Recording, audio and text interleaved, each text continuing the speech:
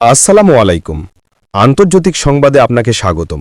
শুরুতেই জানিয়ে দিচ্ছি সংবাদ শিরোনাম, তবে অনুরোধ থাকবে ভিডিওতে একটি লাইক করুন এবং কমেন্ট করে জানিয়ে দিন আপনার মূল্যবান মতামত।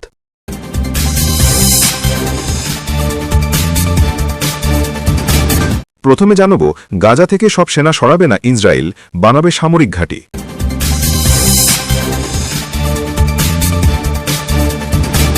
তারপর জানিয়ে দেব ভারত বাংলাদেশ সীমান্তে বিএসএফ সদস্য গুলিবিদ্ধ।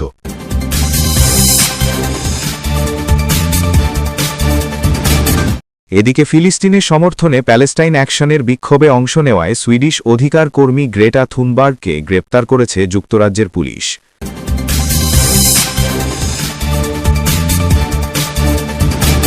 সিরিয়ায় সেনাবাহিনী ও এসডিএফের ভয়াবহ লড়াই, হতাহত ১৩।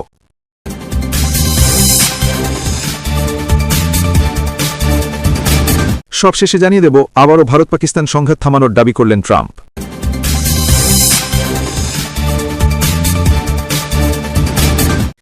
এবার বিস্তারিত খবর। গাজা থেকে সব সেনা সরাবে না ইসরায়েল, বানাবে সামরিক ঘাঁটি। ইসরায়েলের প্রতিরক্ষামন্ত্রী ইসরায়েল কার্টস জানিয়েছেন তারা ফিলিস্তিনের গাজা উপত্যকা থেকে কখনোই পুরোপুরি সেনা প্রত্যাহার করবে না। তবে কার্টস বলেছেন গাজা একটি সেনাঘাঁটি বানাবে ইসরায়েল। খবর আল আরাবিয়া ইংলিশের। মঙ্গলবার ২৩ ডিসেম্বর এক অনুষ্ঠানে কার্টস ইঙ্গিত দেন গাজার উত্তরাঞ্চলে ভবিষ্যতে নতুন সামরিক কৃষিভিত্তিক ঘাঁটি স্থাপনের পরিকল্পনা দখলদার ইসরায়েলের, যা অঞ্চলটিতে দীর্ঘমেয়াদী দেশটির উপস্থিতি স্পষ্ট বার্তা হিসেবে দেখা হচ্ছে। অনুষ্ঠানে অধিকৃত পশ্চিম তীরের বেইত অ্যাল বসতিতে ইসরায়েলি সেনাবাহিনীর বেনিয়ামিন ব্রিগেডের সদর দপ্তর স্থানান্তরের চুক্তি এবং একই এলাকায় ১,২০০ নতুন বসতি নির্মাণের ঘোষণা দেওয়া হয়। জাতিসংঘ সহ আন্তর্জাতিক সম্প্রদায়ের অধিকাংশ দেশ আন্তর্জাতিক আইনের আওতায় অধিকৃত পশ্চিম তীরে ইসরায়েলি বসতিগুলোকে অবৈধ বলে মনে করে। তবুও ইসরায়েল সরকার সেখানে বসতি সম্প্রসারণ অব্যাহত রেখেছে। দেশটির প্রতিরক্ষামন্ত্রী বলেন, আমরা সঠিকভাবে সঠিক সময়ে এগোচ্ছি। কেউ কেউ প্রতিবাদ করছে, কিন্তু সিদ্ধান্ত নেওয়ার ক্ষমতা আমাদের হাতেই। এই সরকার সম্পৃক্ততা এবং নিয়ন্ত্রণে বিশ্বাস করে। যদি সার্বভৌমত্ব প্রয়োগ সম্ভব হয় আমরা তা প্রয়োগ করব। আমরা এখন কার্যকর সার্বভৌমত্বের একটি পর্যায়ে রয়েছি। ৭ অক্টোবরের ভয়াবহ ঘটনার পর ইসরায়েল যে শক্ত অবস্থান নিয়েছে তার ফলে এমন সুযোগ তৈরি হয়েছে যা দীর্ঘদিন ছিল না। বিশ্লেষকদের মতে গাজা থেকে স্থায়ীভাবে সেনা প্রত্যাহার না করার ঘোষণা এবং নতুন সামরিক কৃষি ঘাঁটির পরিকল্পনা মধ্যপ্রাচ্যে উত্তেজনা আরও বাড়াতে পারে। একই সঙ্গে এটি ভবিষ্যতে ফিলিস্তিনি রাষ্ট্র প্রতিষ্ঠার সম্ভাবনাকে আরও জটিল করে তুলতে পারে বলে আশঙ্কা করা হচ্ছে। গত ১০ অক্টোবর থেকে ইসরায়েল এবং হামাসের মধ্যে একটি নড়বড়ে যুদ্ধবিরতি কার্যকর হয়েছে। তবে উভয় পক্ষই নিয়মিত একে অপরের বিরুদ্ধে যুদ্ধবিরতি লঙ্ঘনের অভিযোগ তুলছে। ২০২৩ সালের ৭ অক্টোবর হামাসের ইসরায়েল অভিযানের পর গাজায় পূর্ণমাত্রার সামরিক অভিযান শুরু করে ইসরায়েল। গাজার স্বাস্থ্য মন্ত্রণালয়ের তথ্য অনুযায়ী এই যুদ্ধে এখনও পর্যন্ত ৭০,০০০-এর বেশি ফিলিস্তিনি নিহত হয়েছেন। এছাড়া গাজার ২০ লক্ষের বেশি বাসিন্দার মধ্যে বিপুল সংখ্যক মানুষ একাধিকবার বাস্তুচ্যুত হয়েছেন।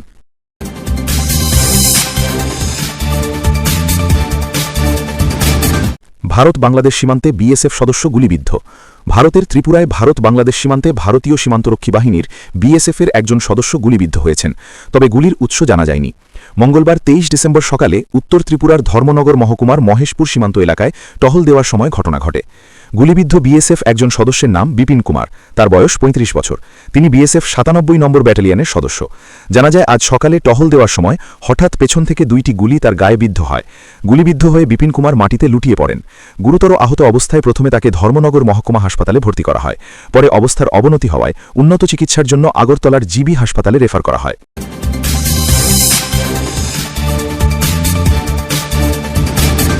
যুক্তরাজ্যে ফিলিস্তিনের পক্ষে প্ল্যাকার্ড হাতে গ্রেপ্তার গ্রেটা থুনবার্গ। ফিলিস্তিনের সমর্থনে প্যালেস্টাইন অ্যাকশনের বিক্ষোভে অংশ নেওয়ায় সুইডিশ অধিকারকর্মী গ্রেটা থুনবার্গকে গ্রেপ্তার করেছে যুক্তরাজ্যের পুলিশ। খবর বার্তা সংস্থা রয়টার্সের। মঙ্গলবার ২৩ ডিসেম্বর গ্রেপ্তারের সময় ফিলিস্তিনের পক্ষে একটি প্ল্যাকার্ড ধরে রেখেছিলেন থুনবার্গ। প্ল্যাকার্ডে লেখা ছিল, আমি প্যালেস্টাইন অ্যাকশন প্রিজনারকে সমর্থন করি এবং গণহত্যার বিরোধিতা করি। বিক্ষোভের আয়োজকদের দাবি গ্রেটা থুনবার্গকে যুক্তরাজ্যের সন্ত্রাসবাদ আইনের আওতায় আটক করা হয়েছে। তারা বলেন কেবল ওই প্ল্যাকার্ড প্রদর্শনের কারণেই পুলিশ তাকে গ্রেপ্তার করেছে। গ্রেটা থুনবার্গ অ্যাসপেন ইন্স্যুরেন্সের দপ্তরের বাইরে আয়োজিত এক বিক্ষোভে অংশ নিচ্ছিলেন। বিক্ষোভকারীদের অভিযোগ প্রতিষ্ঠানটি ইসরায়েলের সঙ্গে সংশ্লিষ্ট ব্যবসায়িক কার্যক্রমে জড়িত। লন্ডন সিটি পুলিশ গ্রেটার নাম উচ্চারণ না করে বলেছে ২২ বছর বয়সী এক তরুণীকে গ্রেপ্তার করা হয়েছে। তারা জানিয়েছে নিষিদ্ধ সংগঠনের প্ল্যাকার্ড প্রদর্শন করায় তিনি গ্রেপ্তার হয়েছেন। পুলিশের বিবৃতিতে বলা হয়, কিছু সময় পরে ২২ বছর বয়সী এক নারী ঘটনাস্থলে উপস্থিত হন। তিনি নিষিদ্ধ ঘোষিত একটি সংগঠনের প্যালেস্টাইন অ্যাকশনের পক্ষে সমর্থনসূচক সামগ্রী একটি প্ল্যাকার্ড প্রদর্শনের অভিযোগে সন্ত্রাসবাদ আইন ২০০০ এর ধারা ১৩ অনুযায়ী গ্রেপ্তার হন। গত জুলাই থেকে যুক্তরাজ্যে প্যালেস্টাইন অ্যাকশনকে নিষিদ্ধ করে রাখা হয়েছে। এই গ্রুপটিকে সমর্থন করায় এরপর থেকে কয়েকশো বিক্ষোভকারীকে গ্রেপ্তার করা হয়েছে।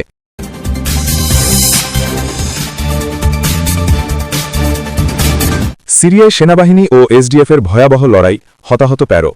সিরিয়ার আলেপ্পো শহরে সরকারি সেনাবাহিনী ও কুর্দি নেতৃত্বাধীন সিরিয়ান ডেমোক্রেটিক ফোর্সেস বা এসডিএফের মধ্যে তীব্র সংঘর্ষে অন্তত ২ জন নিহত হয়েছেন।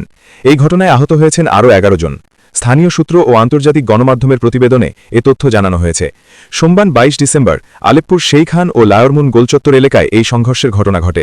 আল জাজিরাকে দেওয়া এক মেডিকেল সূত্রের তথ্যে বলা হয়, গোলাগুলির মধ্যে পড়ে বেসামরিক লোকজনও হতাহত হন। সিরিয়ার রাষ্ট্রীয় বার্তা সংস্থা সানা জানায়, সংঘর্ষ চলাকালীন ব্যাপক গোলাগুলির কারণে বহু পরিবার ও স্থানীয় শ্রমিক এলাকা ছেড়ে নিরাপদ স্থানে পালিয়ে যেতে বাধ্য হন। আল জাজিরার দামেস্ক প্রতিনিধি আয়মান ওঘান্না জানান, সংঘর্ষে ভারী মেশিনগান ও মর্টার সেলের ব্যবহার হয়েছে, যার ফলে আশেপাশের এলাকায় আতঙ্ক ছড়িয়ে পড়ে এবং বহু মানুষ বাস্তুচ্যুত হন। সিরিয়ান সিভিল ডিফেন্স জানিয়েছে, এসডিএফের গুলিতে তাদের ২ জন উদ্ধারকর্মী আহত হয়েছেন। একই সঙ্গে শেইখান গোলচত্বরে সংঘর্ষের সময় এসডিএফের গুলিতে ২ শিশুও আহত হয়েছে বলে জানানো হয়। এদিকে সিরিয়ার স্বরাষ্ট্র মন্ত্রণালয়ে এক বিবৃতিতে এসডিএফকে বিশ্বাসঘাতক আখ্যা দিয়ে জানায়, সংঘর্ষে সিরিয়ার নিরাপত্তা বাহিনীর ২ সদস্য আহত হয়েছেন, যাদের একজন সেনা সদস্য। মন্ত্রণালয়ের দাবি, আলেপ্পোর শেখ মাকসুদ ও আশরাফিয়া এলাকায় মোতায়েন করা যৌথ চেকপোস্টে দায়িত্ব পালনরত অভ্যন্তরীণ নিরাপত্তা বাহিনীর ওপর এসডিএফ হামলা চালায়। তবে এসব অভিযোগ অস্বীকার করেছে এসডিএফ। তাদের পক্ষ থেকে বলা হয়েছে, তারা বেসামরিক এলাকায় হামলা চালায়নি, বরং সরকারের সঙ্গে সংশ্লিষ্ট সশস্ত্র গোষ্ঠীগুলোকেই সংঘর্ষের জন্য দায়ী করা হয়েছে। ঘণ্টাব্যাপী সংঘর্ষের পর সোমবার গভীর রাতে উভয় পক্ষ গোলাবর্ষণ বন্ধে সম্মত হয়। সানা জানায়, প্রতিরক্ষা মন্ত্রণালয়ের নির্দেশে সিরীয় সেনাবাহিনীর জেনারেল স্টাফ হামলা বন্ধের আদেশ দেয়। একই সঙ্গে এসডিএফও জানায়, তাদের বাহিনীকে পাল্টা জবাব বন্ধ করার নির্দেশ দেওয়া হয়েছে। এই সংঘর্ষ এমন এক সময়ে ঘটল যখন তুরস্কের পররাষ্ট্রমন্ত্রী হাকান ফিদান দামেস্ক সফরে সিরীয় কর্মকর্তাদের সঙ্গে এসডিএফকে নতুন সিরীয় সেনাবাহিনীতে একীভূত করার বিষয়টি নিয়ে আলোচনা করছিলেন। গত মার্চে প্রেসিডেন্ট আহমদ আল শারা এসডিএফকে রাষ্ট্রীয় প্রতিষ্ঠানে অন্তর্ভুক্ত করার একটি চুক্তিতে স্বাক্ষর করলেও বাস্তবায়ন প্রক্রিয়ায় এখনও তেমন অগ্রগতি হয়নি। আল জাজিরার বিশ্লেষণে বলা হয়েছে, সিরিয়া ও তুরস্কের এই উচ্চ পর্যায়ের বৈঠকই সোমবারের সংঘর্ষের এক ধরনের অনুঘটক হিসেবে কাজ করেছে। এর আগে দামেস্ক প্রস্তাব দিয়েছিল প্রায় ৫০,০০০ এসডিএফ যোদ্ধাকে ৩টি ডিভিশনে একীভূত করা হবে। তবে তুরস্ক এই প্রস্তাবের বিরোধিতা করে এবং এসডিএফের বিদ্যমান কমান্ড কাঠামো ভেঙে দেওয়ার দাবি জানায়। ২০১৫ সাল থেকে যুক্তরাষ্ট্র সমর্থিত এসডিএফ সিরিয়ার উত্তর পূর্বাঞ্চলের বিস্তীর্ণ এলাকা নিয়ন্ত্রণ করে আসছে। বিশ্লেষকদের মতে, এসডিএফকে সিরীয় বাহিনীতে একীভূত করার প্রশ্নটি বর্তমানে সিরিয়ার জাতীয় ঐক্য ও রাজনৈতিক স্থিতিশীলতার জন্য সবচেয়ে সংবেদনশীল বিষয়গুলোর একটি। তুরস্ক এসডিএফকে কুর্দিস্তান ওয়ার্কার্স পার্টি বা পিকেকের সঙ্গে সংশ্লিষ্ট একটি সন্ত্রাসী সংগঠন হিসেবেও বিবেচনা করে। তথ্যসূত্র আল জাজিরা।